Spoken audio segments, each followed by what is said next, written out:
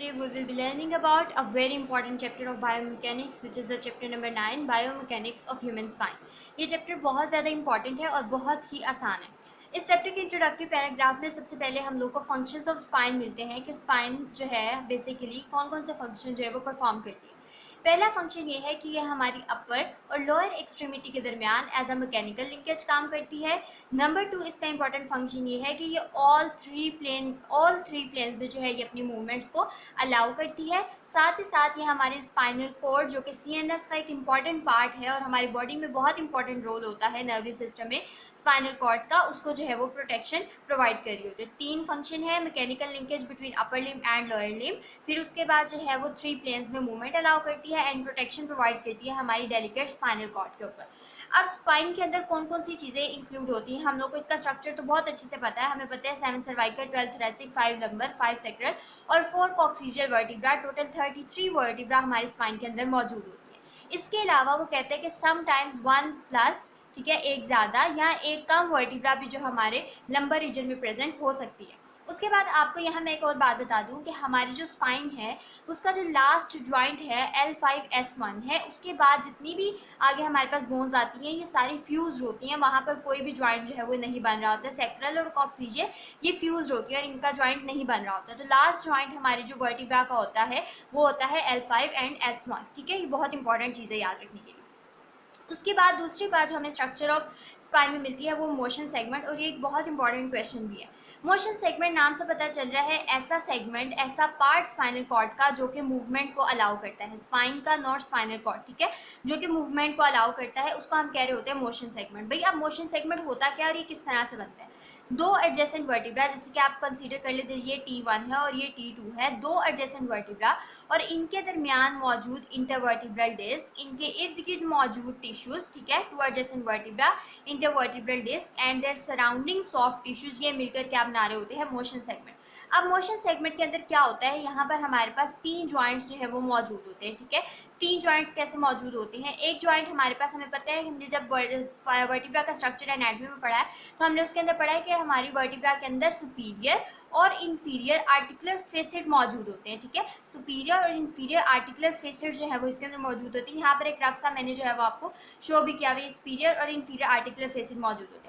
Superior और inferior articular फेसिड आपकी left side पे भी होती है, राइट साइड पे भी मौजूद होते हैं. तो सुपीरियर और इन्फीरियर आर्टिकुलर फेसिड के दरमियान जो जॉइंट बन रहे होते हैं वो 2 जॉइंट होते हैं. ठीक है, एक लेफ्ट साइड पे और एक राइट साइड पे, एक ये हो गया. उसके अलावा जो लास्ट वाला जॉइंट है वो हमारे 2 एडजेसेंट वर्टिब्रा और इनके दरमियान मौजूद इंटरवर्टिब्रल डिस्क के दरमियान जो जॉइंट बन रहा होता है उसको हम लोग कह रहे होते हैं कि ये क्या है, एक सिम्फिसिस टाइप ऑफ जॉइंट है. ठीक है, जबकि ये जो हमारे पास जॉइंट है जो कि हमारे इसके दरमियान बन रहे होते हैं इसको हम कह रहे होते हैं जाइगो एपोफिजियल जॉइंट. ठीक है, 3 जॉइंट थे, एक हमारे 2 एडजेसेंट वर्टिब्रा और उनके दरमियान मौजूद इंटरवर्टिब्रल डिस्क है जिससे हमने कहा कि सिम्फिसिस टाइप ऑफ जॉइंट है.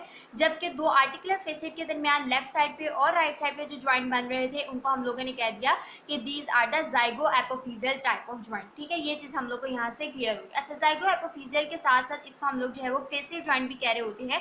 ठीक है, और इसको डायआर्थरोसिस जो है वो इसका दूसरा नाम है. जाइगो एपोफिजियल आपने याद रखना है कि बहुत पूछा जाता है कि इसको और क्या कहते हैं डायआर्थरोसिस के बजाय, तो इसको आप लोगों ने याद रखना है क्या कह रहे होते हैं, जाइगो एपोफिजियल जॉइंट. ठीक है, अच्छा यहाँ पर एक और बात आपने याद रखनी है कि जो हमारे फेसिड जॉइंट होते हैं ना, ये हमारी वर्टिब्रा के वो वाले जॉइंट होते हैं जो कि वेट बेरिंग कर रहे होते हैं, यानी इन्होंने हमारी वेट बेरिंग में जो है वो बहुत ज़्यादा हेल्प आउट करनी होती है. ठीक है, ये चीज़ हमें याद रखनी. मोशन सेगमेंट क्या था, 2 एडजेसेंट वर्टिब्रा और उनके दरमियान मौजूद सॉफ्ट, उनके साइड पे मौजूद सॉफ्ट टिश्यू हमारे लिगामेंट्स वगैरह. ठीक है, उसके अलावा इनके दरमियान मौजूद इंटरवर्टिब्रल डिस्क, 3 तरह के जॉइंट थे, 2 एडजेसेंट वर्टिब्रा और इंटरवर्टिब्रल डिस्क के दरमियान जॉइंट था. ठीक है, जो हमने कहा था सिम्फिसिस टाइप ऑफ जॉइंट है, और 2 आर्टिकुलर फेसिस के दरमियान 2 जॉइंट थे लेफ्ट साइड पे और राइट साइड पे, जिनको हम लोगों ने कह दिया था ये जाइगो एपोफिजियल या डायआर्थरोसिस टाइप के जो है वो जॉइंट्स हैं. ठीक है, तो ये हम लोग को मोशन सेगमेंट का अच्छे तरीके से पता होना चाहिए. उसके बाद अगर हम एक वर्टिब्रा का स्ट्रक्चर देखें तो हमें पता है, ये मैं आपको बहुत डिटेल में नहीं बताऊंगी क्योंकि हम ऑलरेडी पढ़ चुके हैं. वर्टिब्रा के स्ट्रक्चर में एंटीरियरली मौजूद होती है हमारे पास एक वर्टिब्रल बॉडी. ठीक है, पोस्टीरियरली सेवरल प्रोसेसेस जैसे कि हमारे लैमिना हो गया और डिफरेंट और प्रोसेसेस जो है वो यहाँ पर मौजूद होते हैं जो इसको एंटीरियर और पोस्टीरियर साइड को कनेक्ट कर रहे होते हैं. सेंटर में जो इस वक्त हम लोगों ने मेन डिटेल में चीज़ पढ़नी है वो है इसका वर्टिब्रल फोरामेन. ठीक है, हमें पता है वर्टिब्रल बॉडी और पोस्टीरियर प्रोसेसेस के दरमियान यहाँ पर मौजूद होता है एक वर्टिब्रल फोरामेन.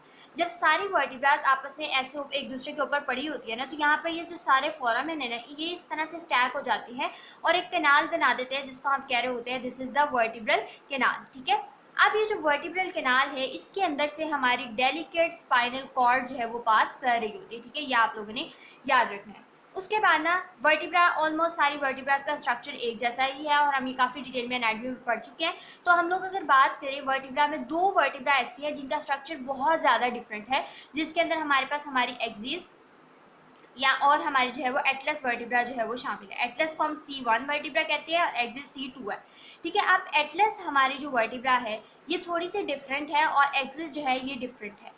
एटलस जो है ये क्या बनाती है, ऑसिपिटल बोन के साथ जो है वो ज्वाइंट बना रही होती है। ठीक है, ऑसिपिटल बोन के साथ ये ज्वाइंट बना रही होती है, जिसको हम कहते हैं अटलैंटो ऑसिपिटल ज्वाइंट। अटलैंटो ऑसिपिटल ज्वाइंट हमारी बनने वाला पहला ज्वाइंट होता है और ये जो ज्वाइंट होता है ये हाईली स्टेबल ज्वाइंट होता है। क्या होता है, ये हाईली स्टेबल ज्वाइंट होता है। यूजुअली हम सोचते हैं कि हमारे हेड के ऊपर जितनी भी मूवमेंट्स हो रही हैं वो सारी की सारी अटलैंटो ऑसिपिटल ज्वाइंट पे हो रही हैं, ऐसा नहीं होता। हमारे हेड के ऊपर जो सर्वाइकल फ्लेक्शन और सर्वाइकल एक्सटेंशन यानी हमारी नोडिंग की मूवमेंट्स, हाँ या ना कहने की मूवमेंट्स, वो सिर्फ इसके ऊपर हो रही होती है। ठीक है, किसके ऊपर, अटलैंटो ऑसिपिटल ज्वाइंट के ऊपर। ये क्या होता है, हाईली स्टेबल ज्वाइंट होता है और 14 to 15 डिग्री सिर्फ जो है ये मूवमेंट को अलाउ करता है। सेकेंड जो है यहाँ पर ज्वाइंट बनता है वो एटलस और दूसरी नंबर की वर्टिब्रा जिसको हम कहते हैं अटलैंटो एक्सियल ज्वाइंट। ये जो ज्वाइंट होता है ये हाईली मूवेबल ज्वाइंट होता है। ठीक है, और बाकी हमारे हेड की जो भी मूवमेंट्स हो रही होती हैं वो इसके ऊपर हो रही हैं। अब आपने एक और बात याद रखनी है, जितना ज़्यादा कोई चीज़ स्टेबल होगी उतनी ही कम मूवेबल होगी। ठीक है, और जितनी ज़्यादा मूवेबल होगी उतनी ही कम जो है वो चीज़ स्टेबल होगी। ठीक है, stability is at the cost of the movement. ठीक है, तो आपने ये बात जो है उसको अच्छे तरीके से याद रखना है। अब जो अटलैंटो एक्सियल ज्वाइंट है इसके ऊपर 75 degree of rotation, 14 degree of extension और 24 डिग्री ऑफ लेटरल फ्लेक्शन जो है वो अलाउ करता है और हेड की ऑलमोस्ट सारे के सारे मूवमेंट्स हमारे कहाँ हो रही होती है, अटलैंटो एक्सियल ज्वाइंट पे हो रही होती है। ठीक है, इस वक्त आपने यहाँ एक और बात याद रखनी है, जैसे जैसे हम सर्वाइकल से थोरेसिक और लंबर रीजन पे आते जाते हैं ना, तो हमारी जो वर्टिब्रा है उसका जो साइज है वो इंक्रीज होता जाता है। क्योंकि लंबर, मैंने आपको ऊपर भी बताया, क्योंकि लंबर वर्टिब्रा ऐसी वर्टिब्रा है जिसने हमारी बॉडी का वेट बियर करना है। सबसे ज़्यादा वेट बेरिंग जो है वो लंबर वर्टिब्रा के ऊपर ही हो रही होती है। ठीक है, तो ये इसका जो है वो इसी वजह से इसका साइज भी जो है वो क्या है, इनलार्ज्ड है। ठीक है, ये चीज़ें आपने कुछ बेसिक बातें हैं ये आपने याद रखनी है। स्ट्रक्चर इसीलिए मैंने आपको इतना नहीं बताया क्योंकि एनाटॉमी में हम लोगों ने पढ़ा हुआ है। ठीक है, और वैसे भी बुक में भी इतना डिटेल हमें स्ट्रक्चर नहीं पता चलता। आफ्टर मैंने आपको बता दिया, और L5S1 वाली बात भी जो है वो मैंने ऊपर आपको बता दी, वो भी इसी पैराग्राफ में आपको देखने को मिलेगी। उसके बाद आती है इंटरवर्टिब्रल डिस्क। मैंने आपको पीछे भी बताया था कि दो एडजेसेंट वर्टिब्रा और उनके दरमियान मौजूद होती है एक डिस्क, जिसको हम कह रहे होते हैं this is the intervertebral disc.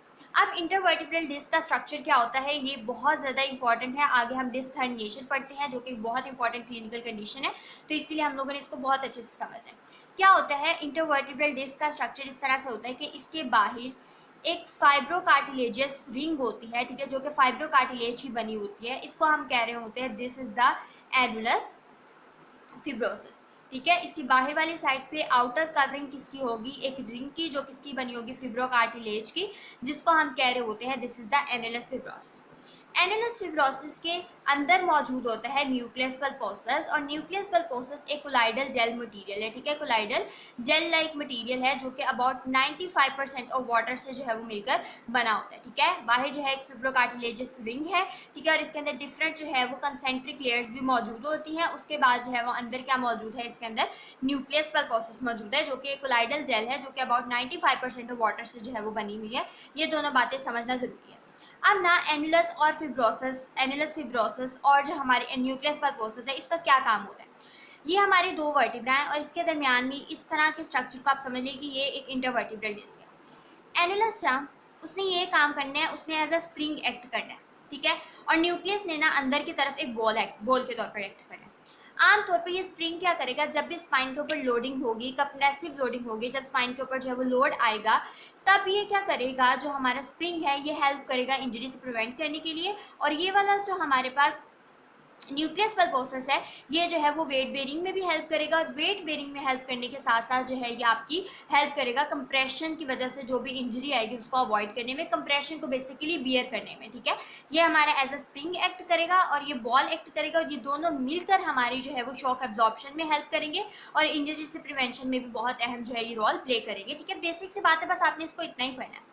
उसके बाद ना यूजुअली जब स्पाइन के ऊपर लोडिंग हो रही होती है, लेटरल फ्लेक्शन हो रही होती है स्पाइन की, तो बेसिकली क्या होता है, स्पाइन की एक साइड के ऊपर जो है वो टेंशन आ रही होती है, यानी टेंसाइल स्ट्रेच आ रहा होता है, स्ट्रेचिंग फोर्स आ रही होती है, और जबकि दूसरी साइड पे जो है वो कंप्रेशन आ रही होती है। एक साइड से वो खींच रही होती है तो दूसरी तरफ से जो है वो स्क्वीज हो रही होती है, कंप्रेशन हो रहा होता है इसका, ठीक है। तो ये चीज़ आपने याद रखनी है। तो इंटरवर्टिब्रल डिस्क इस चीज़ में भी बड़ी ज़्यादा हेल्पफुल होती है, ताकि वो इस चीज़ को, इंजरी को प्रिवेंट कर सके इस केस में भी, ठीक है। ये चीज़ें आपने याद रखनी है। अब ना यहाँ तक हम लोगों ने सारा बेसिक सा इंटरवर्टिब्रल डिस्क का स्ट्रक्चर पढ़ दिया। आपको पता होना चाहिए एनालिस फिब्रोसिस क्या है, उसके बाद न्यूक्लियस पल्पोसस, इसके कुछ जो है हम लोग को न्यूमेरिक भी इसके अंदर मिलती है। सब चीज़ें आप लोगों ने बुक से लाजमी पढ़नी है। इसके बाद यहाँ पर जो है एक इम्पॉर्टेंट चीज़ है, वो है डिस्क का न्यूट्रिशन, आप उसको कह सकते हैं। बेसिकली क्या होता है, हमारी जो इंटरवर्टिब्रल डिस्क है ना, जब अनलोड होती है, यानी जब हमारी इंटरवर्टिब्रल डिस्क ना रिलैक्स होती है, और जब हमारी डिस्क के ऊपर लोडिंग हो रही होती है, यानी जब हमारी इंटरवर्टिब्रल डिस्क के ऊपर कंप्रेशन फोर्सेस आ रही होती है, तब इस डिस्क के अंदर कुछ ऐसा एक पंपिंग एक्शन होता है जो कि डिस्क को न्यूट्रिशन प्रोवाइड कर रहा होता है। अब इस न्यूट्रिशन की बेसिकली डिस्क को ज़रूरत की होती है। आपने याद रखना है कि हमारी जो डिस्क है 8 ईयर ऑफ एज तक ना इसको न्यूट्रिशन मिल रहा होता है, लेकिन जैसे जैसे एज ज़्यादा होती जाती है ना, ये एवेस्कुलर हो जाती है, यानी अब इसको न्यूट्रिशन पहुंचाने के लिए कोई चीज़ हमारे पास मौजूद नहीं है। अब इसकी न्यूट्रिशन का एक ही सोर्स है, और वो सोर्स हमारे पास क्या है, डिस्क की अनलोडिंग और डिस्क की लोडिंग। यानी जब आप डिस्क बैठे हुए हैं या खड़े हुए हैं, डिस्क लोडिंग की पोजीशन में है, और जब आप लेटे हुए हैं तो डिस्क अनलोडिंग की पोजीशन में है। अब यहाँ पर मैं आपको बताती हूँ डिस्क की अनलोडिंग और लोडिंग के दौरान बेसिकली होता क्या।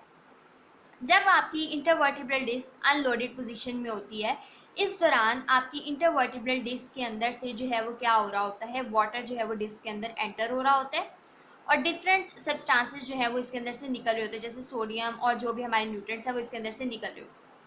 जबकि ड्यूरिंग डिस्क लोडिंग जो हमारा वाटर है वो डिस्क के अंदर से क्या हो रहा होता है, बाहर निकल रहा होता है, और डिफरेंट न्यूट्रिएंट्स जो है वो डिस्क के अंदर जो है वो एंटर हो रहे होते हैं। अब ये जो वाटर है ये अपने साथ क्या करता है, वेस्ट प्रोडक्ट को लेकर जाता है, और जो हमारा ये जो है वो क्या कहते हैं, वाटर है, ये अंदर आते वक्त अपने साथ कुछ इंपॉर्टेंट सब्सटेंसेस जो है वो एंटर कराता है। अब देखें यूजुअली, अब इसको समझने का आसान तरीका क्या है कि आप समझ लें कि हम लोगों के सेंटर में वाटर है, और जब हम वाटर को प्रेस करेंगे, दो चीज़ों को ऐसे प्रेस करेंगे तो वो वाटर बाहर को आ जाएगा, ठीक है, वाटर बाहर को निकल जाएगा, ठीक है। इसी तरह लोडिंग की कंडीशन में होगा, और अनलोडिंग की कंडीशन में जब वो रिलैक्स था तो वाटर अंदर को आ गया, ठीक है। ये आप याद रखें। यही वजह है कि रात को सोते वक्त जब हम लेटे हुए होते हैं तो हमारी जो डिस्क है उसकी लेंथ जो है वो क्या हो जाती है, इंक्रीज हो जाती है, और ड्यूरिंग डिस्क अनलोडिंग, जब डिस्क की लोडिंग होती है, ठीक है, अनलोडिंग क्या होती है, डिस्क की लेंथ इंक्रीज हो जाती है, और ड्यूरिंग डिस्क लोडिंग जो है वो हमारी डिस्क की लेंथ क्या हो जाती है, डिक्रीज हो जाती है। तो इस बारे में आपने याद रखना है, ये बहुत इंपॉर्टेंट है, ठीक है। जैसे जैसे आपकी एज इंक्रीज होती जाती है, एज के इंक्रीज होने के साथ साथ जो है हमारी जो डिस्क है उसका ये जो पंपिंग एक्शन है ये डिस्टर्ब होना स्टार्ट हो जाता है। या अगर आप बहुत टाइम के लिए बैठे रहे, या बहुत टाइम के लिए आपकी ऐसी जॉब हो जिसमें आप लोगों ने बार बार स्पाइनल लोडिंग करनी है, तो उस दौरान भी आपका जो पंपिंग एक्शन डिस्टर्ब होने की वजह से बहुत सी इंजरीज जो है वो इस केस में डेवलप हो जाती हैं। इसीलिए जो है वो सजेस्ट किया जाता है कि पोस्टरल चेंजेस जो है वो बहुत ज़्यादा इंपॉर्टेंट है। पोस्टरल ट्रेनिंग जो है वो आपको बहुत ज़्यादा इंपॉर्टेंट है उन लोगों के लिए जो कि बार बार जो है वो कंप्रेशन अपनी डिस्क पर दे रहे होते हैं, या बहुत ज़्यादा जो है वो सेडेंटरी लाइफस्टाइल कुछ लोग जो है वो गुजारे, बल्कि बिल्कुल ही लोडिंग नहीं करें, ना बहुत ज़्यादा लोडिंग की कंडीशन अच्छी है और ना ही बिल्कुल अनलोडिंग की कंडीशन अच्छी है। तो आप लोगों ने वो भी यहाँ पर याद रखें। अच्छा, सबसे ज़्यादा इसमें जो जॉइंट हमारे पास अफेक्ट होता है ना, L5 S1 के दरमियान जो इंटरवर्टिब्रल डिस्क है ना, ये सबसे ज़्यादा इफेक्ट होती है, और ये जाकर ना हमारे शैटिक नर्व को कंप्रेस कर देती है, जिसकी वजह से जो है वो डिफरेंट इश्यूज जो है वो देखने को मिल रहे होते हैं। तो सबसे ज़्यादा इसके अंदर से जो अफेक्टेड डिस्क होती है ना, वो कौन सी होती है, आपने याद रखना है L5 S1, ठीक है। यहाँ तक ये हमारी चीज़ क्लियर होगी। हम लोगों ने इंटरवर्टिब्रल डिस्क और कुछ बेसिक्स एनाटॉमी का जो है वो वर्टिब्रा का ओवरव्यू देख लिया है। ये बहुत इंपॉर्टेंट है, आपने जो है वो इस टॉपिक को थॉरली पढ़ना है। अगर आपको कुछ समझ नहीं आएगा तो आप मुझसे कमेंट सेक्शन में लाजमी पूछिएगा।